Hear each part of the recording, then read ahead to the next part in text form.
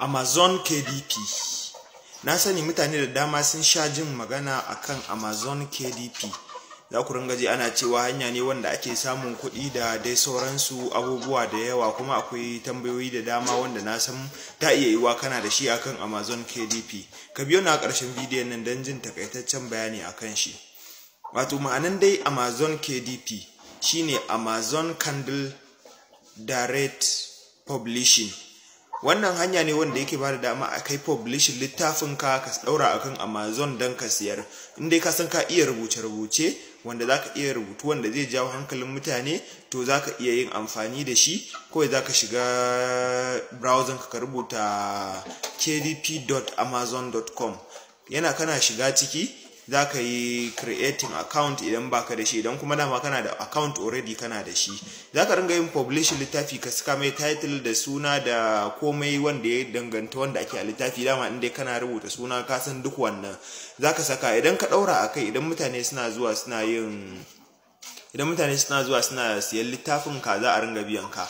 Kuma daga 2.99 wannan dollar zuwa 9.99 dollar za a ringa, duk wanda ya siya littafin ka za a baka 70%.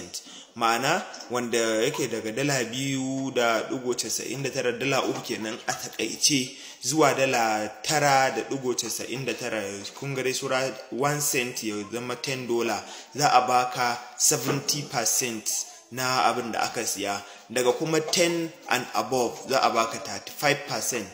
to kaga in dai ba wai mai tsada sosai bane, gara kai wanda yake daga wannan $3 zuwa $9.99.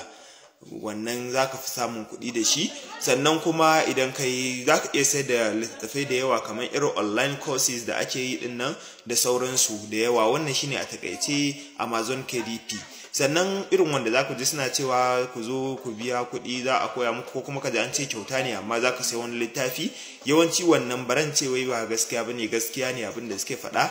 Amma kuma yawanci wannan littafin ta iya yiwa masu sun yi publishing din shi a can ne, su ma idan ka siya ka musu ciniki kenan ya zama za a biya su. Amma kuma idan ya zama na course din da za su koyar da kai course ne mai muhimmanci sosai, za ka iya yin amfani da shi domin ka biya ka koyi course din ka ringa yin publishing. Indai za su koya maka yadda za ka yi publishing, za ka ji an ce za koya maka publishing da ko baka iya ba tun daga farko har zuwa yadda za ka qualify yadda za ka iya yi da kyau.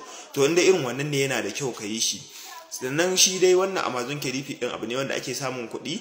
Yana da kyau in zaka rubuta littafi ka rubuta mai kyau, ka mai title mai kyau, ka rubuta suna title yadda zai ji hankalin mutane. Sannan kuma rubutun ma yayi kyau, saboda akwai review da ake yi wanda idan ka yi littafi mara kyau, duk wanda ya saya idan ya bar bad review akan ka, to wanda ya zo nan gaba ba lallai ya siya ba. Amma idan aka bar maka review mai kyau, idan ka yi aiki mai kyau aka bar maka review mai kyau, zaka samu kuɗi da shi. Wannan shine dai a takaice akan Amazon KDP.